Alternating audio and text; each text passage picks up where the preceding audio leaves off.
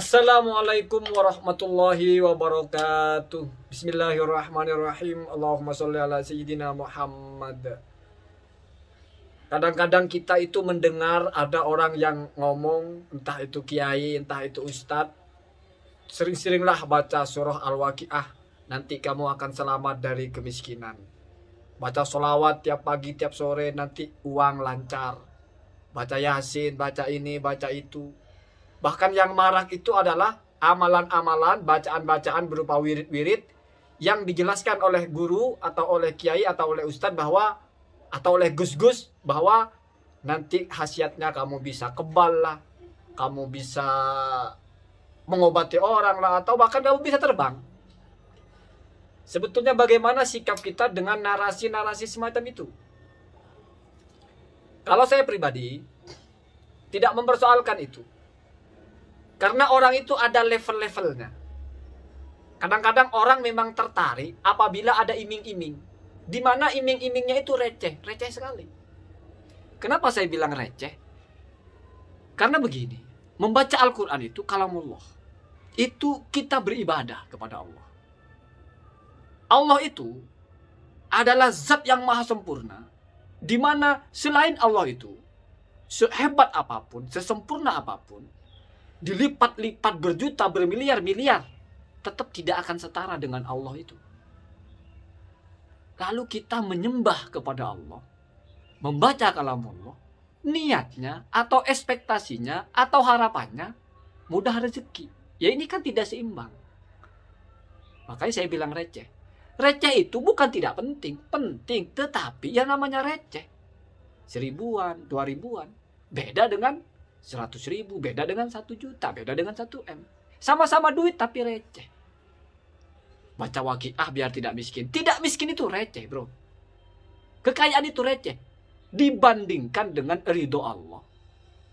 Sehingga kalau ekspektasi beribadah karena ingin kaya, ya itu namanya receh. Apakah itu salah? Enggak. Ini adalah taraf bagaimana orang itu tertarik kepada sesuatu. Kalau memang dia tertarik dengan iming-iming receh, ya kasih receh itu. Dengan iming-iming seperti itu. Tapi di tingkatan-tingkatan tertentu, orang tidak bicara receh, bro. Ketika Anda sholat, bahkan jangankan hanya kebahagiaan dunia, surga pun tidak menjadi motivasi. Kenikmatan surga yang dijanjikan tidak lagi menjadi motivasi. Apa motivasi dia sholat? Thalabu ridullah. Jadi murni hanya karena Allah. Kenapa? Karena ini yang paling tinggi. Allah itu yang paling tinggi. Di bawahnya itu receh semua. Ingin selamat dari neraka, ingin masuk surga, ingin bertemu dengan bidadari, apalagi yang jomblo di dunia ya, biar merasakan. Yaitu iming-iming yang receh namanya. Cuma, ini masih jauh lebih baik daripada belagu, saya tidak mau receh, tapi nggak melakukan ibadahnya. Lebih baik Anda masih rutin membaca Al-Waqiah, rutin membaca sholawat, dengan harapan menjadi wasilah Allah angkat rezekinya. Bukan diangkat, Allah banyakkan rezekinya, Allah kasih jodoh, Allah permudah masalahnya. Daripada nggak baca sama sekali. Kenapa? Karena hati ini, insya Allah akan mengalami tadrij. Akan ada perubahan-perubahan. Kalau kita dawamkan membaca Al-Quran, kita dawamkan, kita rutinkan baca sholawat, kita rutinkan baca surah Ikhlas, kita rutinkan baca Fatihah. Mungkin awal-awalnya masih terkooptasi oleh iming-iming. Tetapi semakin lama hati ini akan semakin bersih, semakin bersih, semakin bersih. Sampai kita sempurna, akhirnya ketika beribadah, murni. Hanya karena Allah. Enggak terfikir lagi iming-iming yang lain. Jadi seperti itu. Mari kita posisikan di makom kita masing-masing. Kalau memang belum bisa mengeluarkan motivasi-motivasi dunia seperti itu dalam pikiran kita, ya tidak apa-apa. Masih lebih baik daripada tidak melakukan ibadah. Bahkan kata Imam Ghazali, orang yang belajar walaupun motivasinya hanya untuk kebahagiaan dunia, misalnya ingin menjadi tokoh, ingin menjadi orang alim biar hidupnya terangkat, biar derajatnya terangkat, ingin dapat bayaran, masih lebih baik daripada nggak belajar. Kenapa? Karena orang yang belajar ada siraman ilmu, di mana ilmu itu akan bertaksir, akan memberi pengaruh. Semakin banyak dia belajar, dia akan memahami tentang poin per poin dalam ilmu. Karena itu seperti obat, bro. Secara tidak langsung, semakin banyak kita minum obat, disadari atau tidak, obat itu akan mempengaruhi hati. Semakin banyak kita membaca ilmu, mungkin awal-awalnya tidak ikhlas, mungkin awal-awalnya hanya ingin berdebat dengan orang, berkompetisi dengan orang, tetapi semakin lama Bibarokati ilmu yang ada dalam dirinya, akan terrepair, akan secara bahasa virus-virus itu akan hilang dengan sendirinya. Maka kata Imam Ghazali seperti itu. Ya, sebagai motivasi awal, kalau harus langsung tiba-tiba saya ingin beribadah karena Allah, tidak bisa. Saya ingin belajar karena ingin mencapai ridha Allah, belum bisa. Ya cari motivasi. Ya saya ingin belajar biar kehidupan saya berubah. Ya tidak apa-apa dulu. Saya ingin mencari ilmu biar saya menjadi tokoh masyarakat atau biar saya punya derajat. Ya nggak apa-apa dulu. Toh nanti bisa ada harapan berubah sedikit demi sedikit. Termasuk dalam motivasi itu. Masih jauh lebih baik daripada nggak belajar sama sekali. Apalagi alasannya untuk apa saya belajar kalau cuma tujuannya untuk itu. Jadi itu malas belajar saja. Untuk apa saya ngaji? Untuk apa saya ibadah kalau tujuan saya hanya duniawi? Itu alasan dia tidak mau ngaji, tidak mau ibadah. Cuman merasa benar gitu. Itu masalah itu. Toh yang mengatakan bahwasanya barang siapa yang mendawamkan membaca Al-Waqiah akan selamat dari kefakiran. Itu Nabi, itu hadis. Iming-iming itu dari Nabi. Bukan kita mengada-ngada.